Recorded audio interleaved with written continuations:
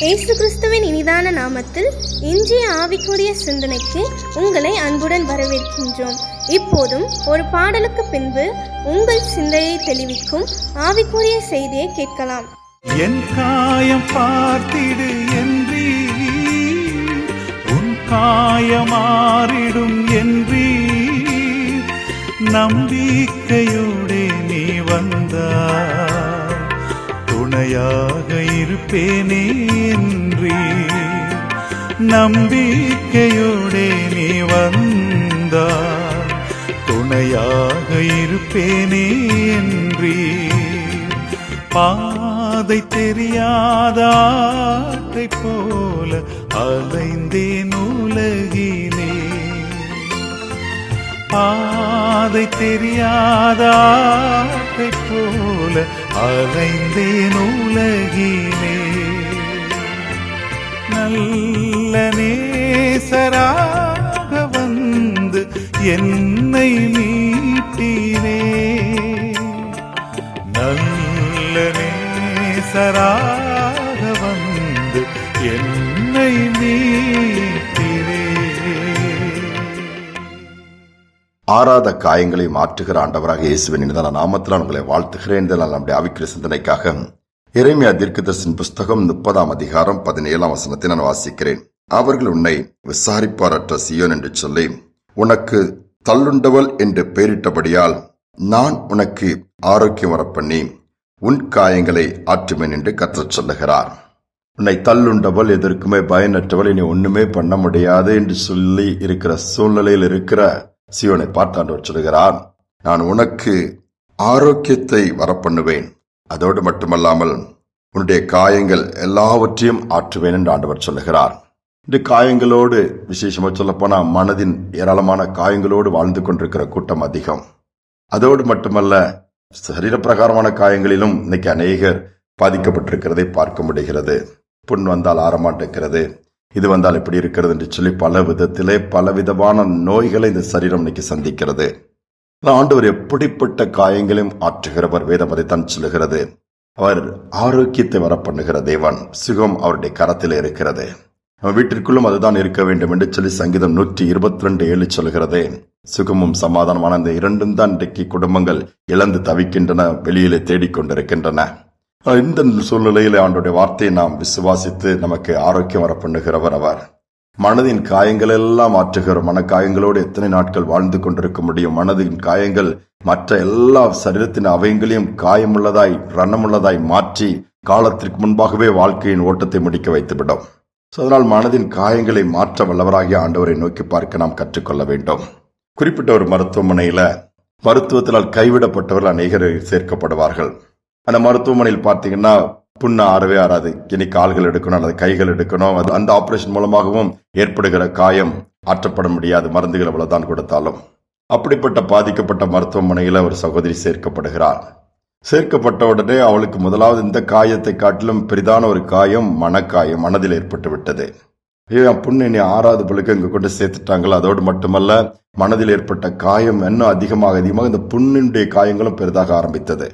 இவளுக்கு நம்பிக்கை இழந்து போன ஒரு நிலைமையில் இருக்கும் பொழுது அங்கு மருத்துவ துறையிலே பணியாற்றுகிற பல மருத்துவர்கள் உண்டு. ஒரு மருத்துவர் ஆண்டவருக்கு பயந்து ஜெபித்து தன்னுடைய ட்ரீட்மெண்டை செய்கிறவர்.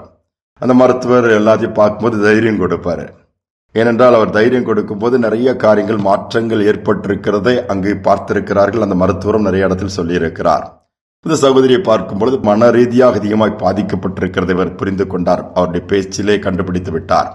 இந்த சகோதரியை பார்த்து, நீங்க என்ன பயப்படுறீங்களா? மறித்து விடுவேன் யோசிக்கிறீங்களா? இந்த புண்ணு ஆறாதுன்னு யோசிக்கிறீங்களான்னு சொல்லி அப்படி பார்க்கும்போது, புண்ணு நிறைய மருத்துவமனை போயிட்டோம், ஏன் முடியல, அதனால தான் இங்க கொண்டு என்ன சேர்த்திருக்கிறாங்க அப்படின்னதும், ஏன் ஆண்டவரால முடியலான்னு சொல்லிட்டு அந்த ஒரு வார்த்தை சொல்லிட்டு, நீங்க மன ரீதியா பாதிக்கப்பட்டிருக்கிறீங்க, நீ அவ்வளவுதான் சொல்லி அந்த எண்ணத்தை மாற்றுங்க. ஆண்டவர் காயங்களை உங்களுக்காக கல்வாரி சிலுவையில் ஏற்றிருக்கிறார். ஏசாயா 53:5 அவருடைய தழும்புகள் குணமாக்குறது எழுதியிருக்கிறது.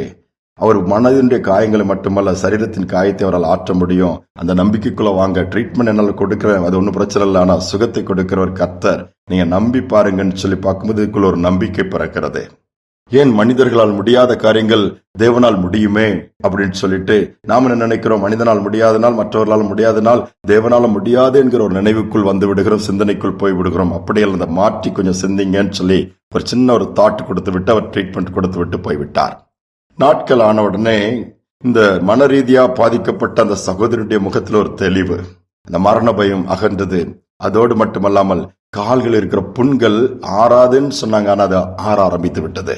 மனது சரியான உடனே, காயங்கள்லாம் மறைந்த உடனே செத்து போயிடுவாங்கன்னு சொல்லித்தான் நினைச்சாங்க. ஆனா உயிரோடு பிழைத்தவளாய் மீண்டுமாய் ஒரு வாழ்வை பெற்றவளாய் திரும்பி வீட்டிற்கு நடந்து வந்தாலாம். யோசித்து பாருங்கள். அநேக நேரம் அநேக காயங்கள், அநேகர் பேசின வார்த்தைகளினாலே, அநேக வாழ்க்கையிலே எதிர்பாராத சம்பவங்களினாலே இது போய் என் வாழ்க்கையில நடந்துட்ட, நான் கொஞ்சம் கூட கனவுல கூட நான் நினைச்சு பார்க்கவில்லைன்னு சொல்லி அதே நினைத்து நினைத்து மன ரீதியாய் காயப்பட்டு வெளியே ஏதோ சிரிச்சவங்க மாதிரி நடித்து கொண்டு தன்னுடைய வாழ்க்கை தள்ளுகிற ஆட்கள் தான் இன்றைக்கு ஏராளம். அதை தூக்கி விட்டு கர்த்தரை சார்ந்து கொள்வோம். அவர் இருக்கிறார்.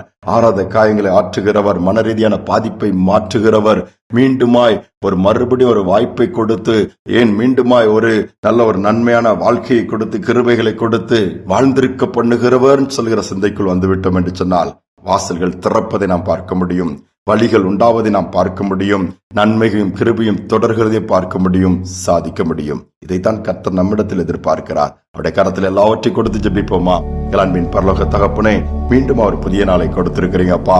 ஆறாத காயங்களை ஆற்றுகிற தேவன், மன ரீதியா காயப்பட்டு ரணத்தோடு வேதனையோடு எவ்வளவோ கஷ்டத்தின் மத்தியிலும் ஒவ்வொரு நாளும் நான் செத்து செத்து பிழைக்கிறேன்னு சொல்லி அங்கலாய்க்கிற பிள்ளைகள் இந்த செய்தியை கேட்க நேரிடுமானால், பரலோகத்தில் இருக்கிற தேவன் அந்த பிள்ளைகளுடைய வலதுகையை பிடிச்சு தட்டி கொடுத்து காயங்களை ஆற்றி ஆரோக்கியம் வர பண்ணி உங்களுடைய தழும்புகளால் குணமாக்கும்படியா ஜெபிக்கிறேன். எனும் சரீரங்களிலே காயங்களோடு எனக்கு புண் வந்து ஆறவே இல்லை, சுகர் இருக்கிறதுனால ஆற மாட்டேங்குது, அப்படியே இருக்கு, நாளுக்கு நாள் பெரிதாயிட்டு காலை எடுத்து விடுவார்களோ, விரலை எடுத்து விடுவார்களோ, இது ஆறாதோ இப்படி ஆகிவிடும். மரண பயத்தில் இருக்கிற பிள்ளைகள் அந்த மரண கட்டுகளில் இருந்து விடுவித்து அந்த காயத்தினை சுகமாக்குவீராக. கண்ணீரை தொடங்க, கஷ்டங்களை மாற்றுங்க, நஷ்டங்கள் எல்லாவற்றையும் எடுத்து போட்டு நன்மையெல்லாம் நிரப்புங்க. இந்த நாள் முழுவதும் ஒவ்வொருடைய காயங்களும் நீர் ஆற்றி தேற்றி அரவணைத்து உடைய நாம மகிமைக்காக சந்தோஷமாய் கடந்து வருகிற அந்த நாளை அப்பா காரியங்களை செய்யக்கூடிய பாக்கியம் இதை கேட்கிற ஒவ்வொருவருக்கும் உண்டாகட்டும். தாழ்த்தி ஒப்புக் கொடுக்கிறேன். துதிகன மகிமை ஏற்றுக்கொள்ளும் இயேசுவின் நாமத்தில் பிதாவே, ஆமென், ஆமென்.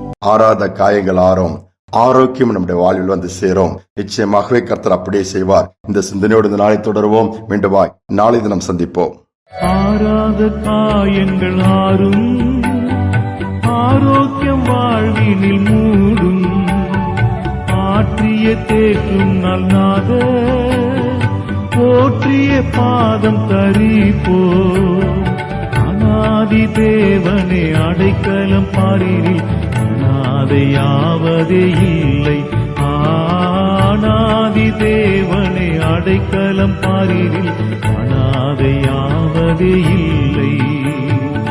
ஆனந்த துதி ஒலி கேட்கும், ஆடல் பாடல் சத்தமும் தொனிக்கும்.